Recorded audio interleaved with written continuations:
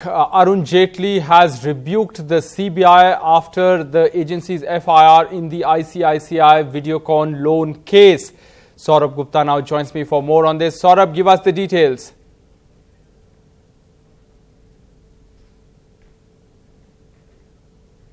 Well, pretty strong language by Arun Jaitley. In fact, he's calling this, some sort of adventure, and he's saying that it is megalomania that results in poor convictions. So this is all language from his blog post, and clearly he is rebuking the CBI for naming some of the biggest names of the banking industry in an FIR that it filed, saying that these individuals, apart from those who've been accused actually of doing something in that FIR, these individuals also need to be investigated as they were members of the committees that sanctioned those loans to Videocon, which later became NPAs, resulting in losses to the bank.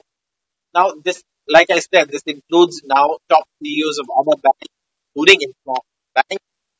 And what Arun Jaitley is saying in this blog post is that it doesn't get anywhere. He calls it a road to nowhere or everywhere. He's also saying, what are we getting at, or are we ending up hurting our system? So very, very strong language from Arun Jaitley, who's a part of the government. And of course, this he's commenting on the CBI and its FIR. So clearly there is, not only has this FIR shaken up the banking industry, it's clearly shaken up Arun Jaitley as well. And remember, he's writing this post from thousands of miles away. He mentions that also in his post. But clearly, he's making it very clear that the government, at least, is not okay with this FIR. But the CBI's logic for naming these people in the FIR is this.